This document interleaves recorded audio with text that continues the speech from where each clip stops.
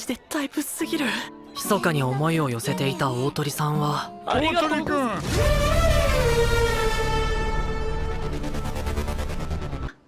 社長、こんなところで。大丈夫だよ。部屋の壁厚いから。社長の愛人だった。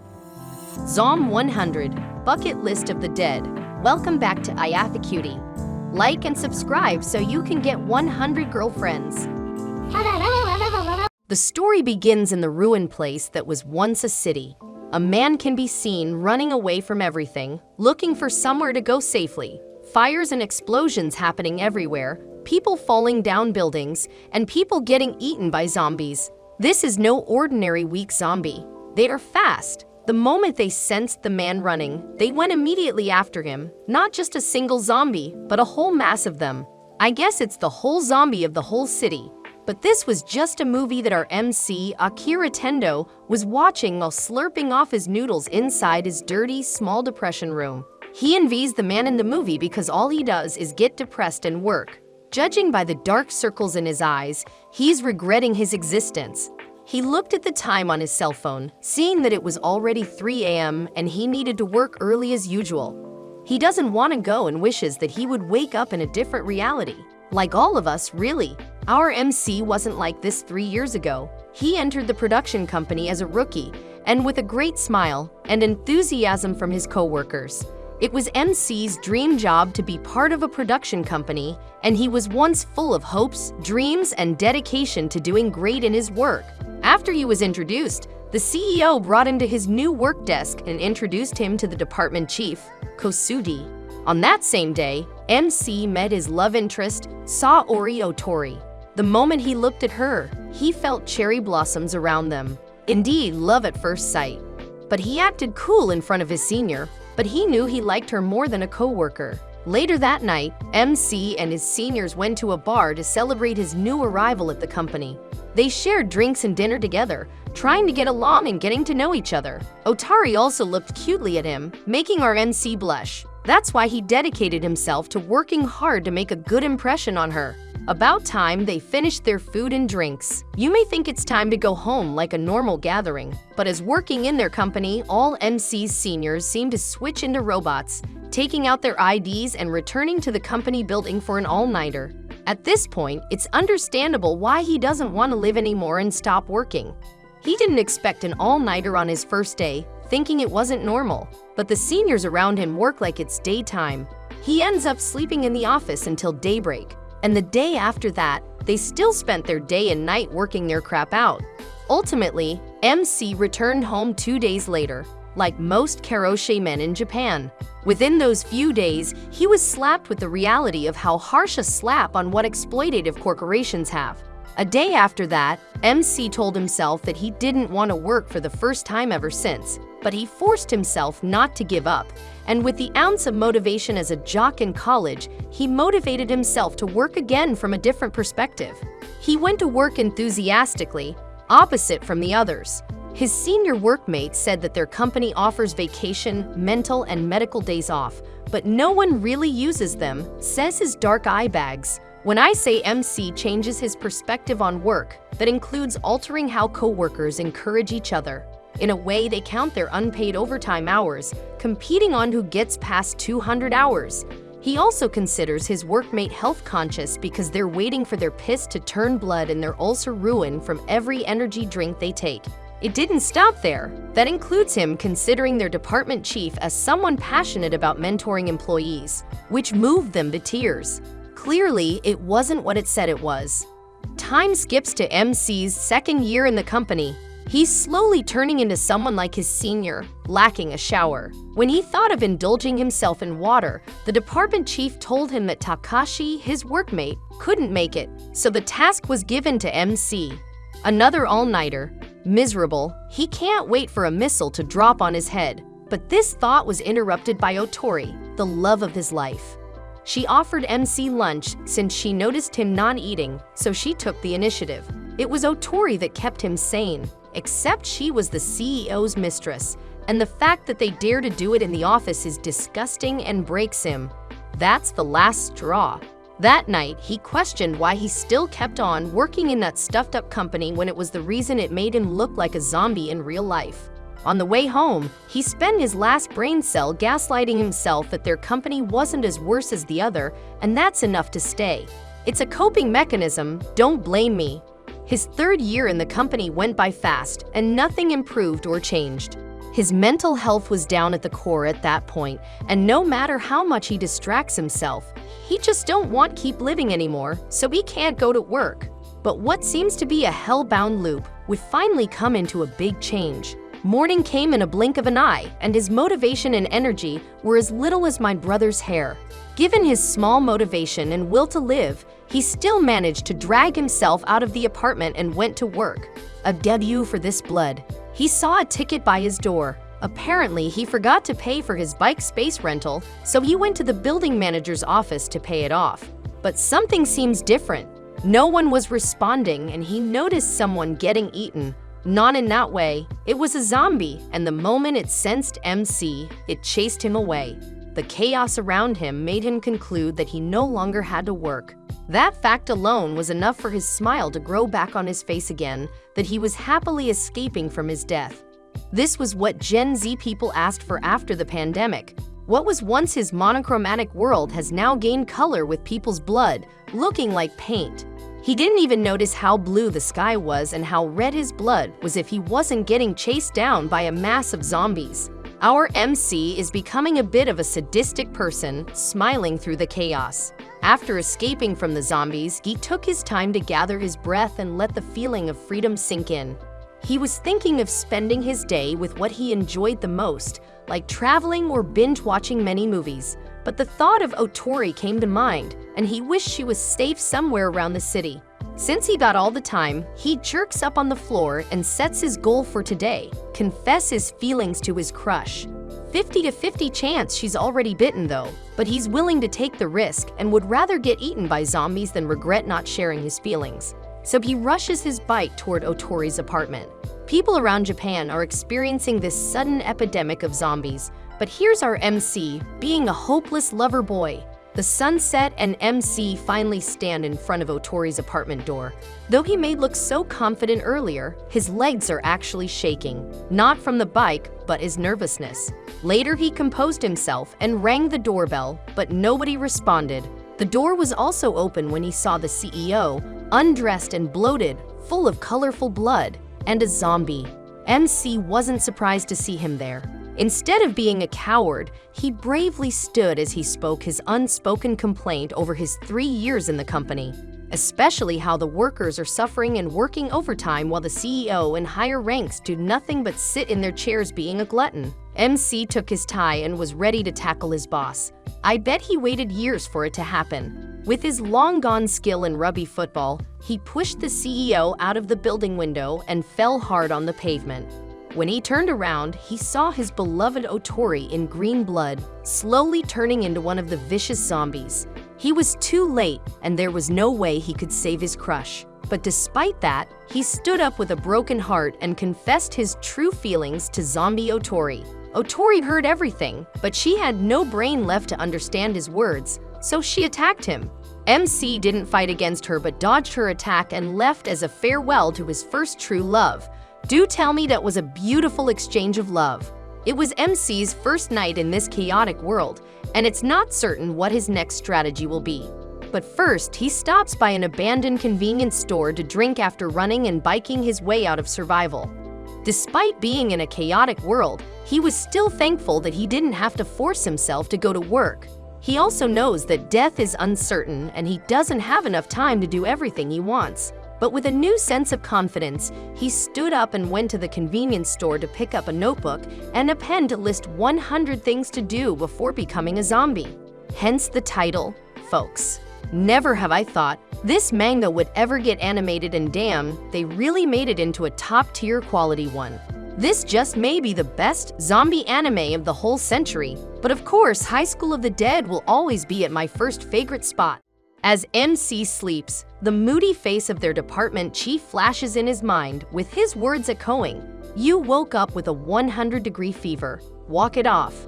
How do you think we meet deadlines here? MC jerks up on his bed and apologizes to his boss as if he was scolded badly. He's so used to it that his mind thinks it's real.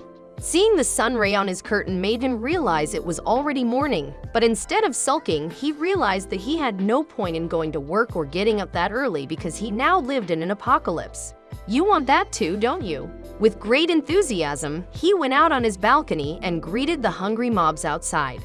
For someone like our MC, it's a fresh start. To start such an amazing day, MC cleaned his room and threw his garbage bag outside, not minding the zombies getting hit. After that, he vacuumed his floor, wiped his toilet, and did his laundry. I bet cleaning an apartment is the least you would do in an apocalypse. After doing his chores and seeing how the 3 years of filth is gone, he felt good about himself. Clean house, clean mind, indeed. He rewards himself with a cold can of beer to celebrate. With every sip he takes, he can't help but feel a joy and excitement that was once long gone. It's holy water, the drink of the gods. Thinking, if this isn't heaven, then I don't know what is. Since he has nothing to do the whole day, he plans to do nothing but get wasted, cheering him and watching the zombies wrecking the city like a villain. He turned on his TV and watched live news about the situation in Tokyo. The news reporting team was raided by a swarm of zombies trying to get in. The lady informed the viewers that the government had announced no statement. Is this a countrywide outage? We don't know. This leads to MC thinking that there's definitely a worldwide disaster happening. But he doesn't complain because he prefers this rather than going back to the office. He returned inside to grab another can, but his beer was gone. I guess beer is his life support. He went out to get more because he couldn't bum around without it. Meanwhile, Mr. and Mrs. Kosaka are trapped in their apartment on the lower floor, wanting to escape, but zombies are outside. MC greeted them from the balcony, scaring the couple. He asked them if they had beers in store, but Mr. Kosaka had none. Who would think getting drunk is a good idea? Since they didn't have what he needed, MC told them he would go to a store and ask if they needed anything. Mr. Kosaka responds by wanting a women's magazine. They think alike. MC got on his bike and rode out with a swarm of zombies chasing him. But that doesn't scare him because he would do anything for a beer. He finally arrived at the store and cheered his way to the beer, only to find a waifu looking at him like he was an idiot. We're switching sides. Even though he came for the beer, seeing a woman this hot made him twinge weirdly. Despite being pathetic, he spoke to the woman and said he was there for the beer. But the woman ignored him and left. So MC shoots his shot and asks for her contact info. But this woman is strong and independent and knows what she's doing, getting turned off by MC's goal of going to the store. She said, I can't see myself teaming up with someone who doesn't know how to analyze risk, and left after knocking down a bunch of mobs on her way, stealing his bike too. MC wanted to get mad and offended, but the woman was so badass and pretty that he didn't care about what she said. Zombies are crawling their way to MC, so he panicked, trying to analyze the situation. That's when he saw a scooter and called it an upgrade. The apocalypse started during rush hour, so mopeds and scooters are littered on the street. Soon after, he realizes he doesn't have to settle for less, knowing he has the freedom. So as he finds something useful, he has his own Harley. That is an even better upgrade. After a bumpy ride home, he parked his Harley and approached the building. He stopped by the Kosaka couples, only to find they didn't make it. So he returned to his apartment and chugged on beer, realizing he may have the freedom but doesn't have much time. Life was too short, so night came. He listed out all 100 things he wanted to do and scratched out what he already did, like confessing to his zombie crush. It took him a while to write down more since he forgot what he wanted, but later concludes that he wants to visit his parents and friends. Let's just wish they made it. Meanwhile, in Shinjuku City, drunk people were trying to fight off the zombies. MC went there with his Harley and saw how packed the city was. You might wonder why he went there, so let's go back to a few hours earlier. MC was busy making himself look more manly by growing a beard. His beard is growing, but that ain't enough to be manly. Since he no longer has a job, it doesn't matter how long his beard will be. To give his imagination a better visual, he drew a beard on his face with a marker, but he looks like a homeless person. So he decided not to grow one and go back to shaving. Still, he scratches it off his list. Marker is enough to be a beard. After laughing by himself and wondering if there was something better to do, a notification popped on his cell phone. It may appear as those annoying daily news, but this means more than that. It means that the internet is back. The first thing he did was to chat with all his friends and former Rubby members to go hang out after 3 years of turning down their invites. Is this really a good time for that? They could be one of the zombies, you know. His texts are full of happiness, emitting even on the screen, something you least expect to read in a situation like that. After sending it, MC waited for a couple of minutes and then went out, only to realize that he could use his phone because the internet traffic wasn't slowing down. It's only him and a few people using it. Dude got nothing to lose and has a strong internet. What else do you need? The more he thinks about it, the more he regrets sacrificing the time he could have spent with his friends. What good did all that overtime do me? That's when he realized he had a friend named Kenichiro Ryuzaki, or Kencho for short. He was MC's closest friend and a fellow Rubby teammate, so he knows that someone like Kencho isn't gonna lay down and die. Knowing him, I bet he's holed up at a hotel with some woman. So that's the start of MC trying to get back with his friend. At a hotel in Shinjuku City, zombies of men and women undressed are roaming around the hallway and to other rooms. In one room of the hotel, Kencho was trapped, not knowing how to get out. He locked himself in the room for 3 days with nothing to eat but water. And worst of all, he's stuck with a call girl. "I've been stuck in here with this monster. I'm losing my mind," exclaimed Kencho. But thankfully though, his drunk self purchased the bondage room. Being kinky would save you in the future. Kencho is getting hungry, tired, and hopeless, and can only wonder when it will end. But right after he said that, his phone rang, and it was MC. MC was glad to know that his friend was still alive. Kencho, on the other hand, was confused and too tired to talk about it, so he warned MC not to come to him since Shinjuku is packed with many zombies. It is one of the busiest cities in Japan. I bet you'll find different kinds of zombies there. In the end, MC got so much time on his hand and is quite sadistic that zombies are just sea urchins he can swim along. He goes to Kencho's address, hoping to reunite with him. MC and Kencho are old Rubby buddies who spent their college years together. According to MC, Kencho is attractive, witty, and popular, but he'd always come up with something dumb to do to make his friends laugh. That includes stripping his whole clothes off. After graduation, Kencho took his talent to work with a real estate firm and flourished, becoming successful. MC reminisced about when he and Kencho reunited and drank at a bar. Kencho bragged about his new girl, while MC looked like a zombie, gripping hard on his beer. Kencho advised MC to kiss his job goodbye, but for some reason, MC couldn't let it go. He got mad to the point where he told Kencho, "Oh, leave so I can brag like you." And with that, they didn't end up on good terms. But now, MC got the chance to make it up to his friend in a way that he can save him. Before going to the hotel, MC came up with a diversion to lure the zombies out of the hotel going to the streets. And our MC looks like a psycho knowing his plan worked. When the zombies were gone, Kencho went outside and saw his friend. The moment MC saw him, he cried out his heart and told Kencho how right he was the whole time about quitting his job, and happily announced that he finally got to kiss his job goodbye, just like Kencho said. If not for the apocalypse, I doubt MC would quit his job soon.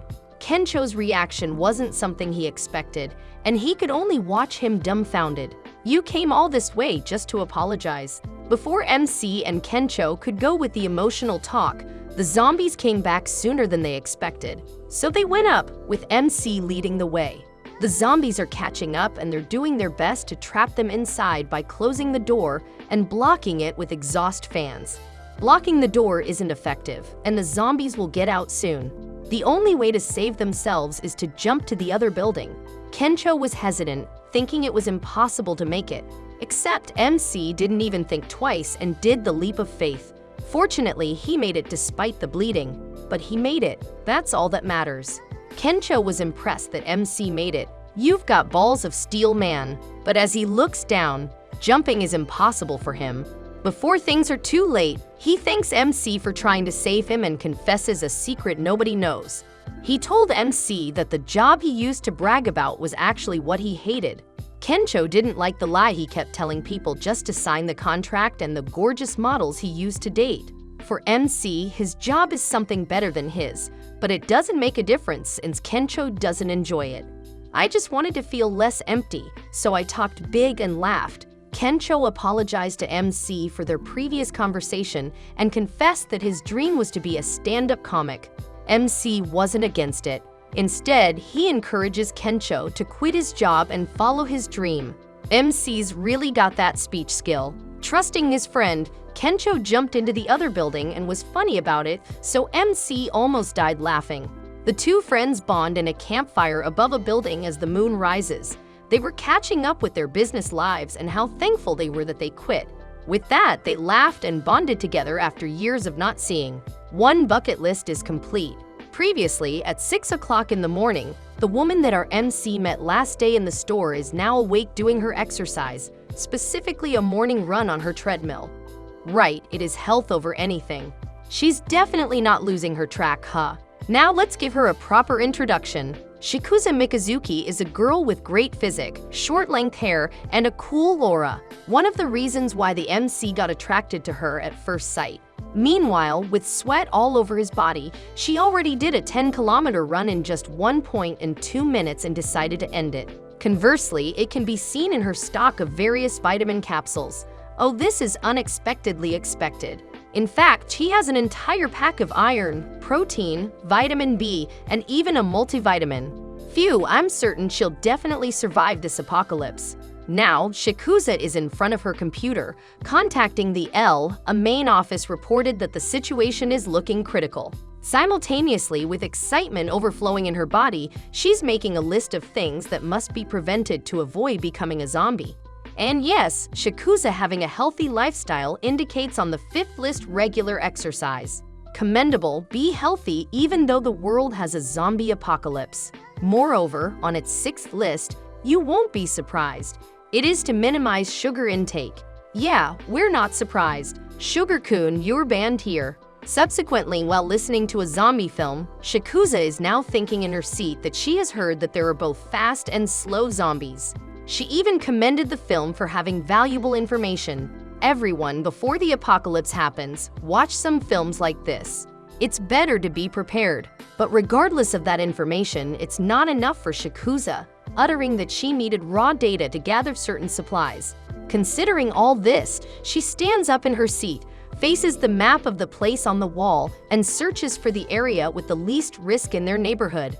Now, adventure is yet to come. Consequently, we conceive her getting essential supplies and a sakura mochi in a store. Simultaneously, here's the point where our MC and Shikusa first met. In their encounter, we can see that Shikusa is judging the MC, thinking that it is a classic case of a short-sighted person who cannot think beyond the present moment. Bro is being judged without knowing. I'm sobbing. Now she's wondering how someone like him survived this long, pertaining that it doesn't make sense. Regardless of what the MC said, with a serious tone in her voice, she disregarded his offer and slapped him in his face, saying that she preferred not to lower her chances of survival. Right, MC-kun got dumped. While riding MC's bike, which she obviously stole, she's now thinking profoundly and asking herself who knew a single beer could make someone that happy in a state of emergency. Considering this thought, she uttered maybe she should have grabbed that mochi despite what she put on the 6th list. With this, we end our video. Stay tuned for the next part and watch our other quality contents. Stay safe. Bye.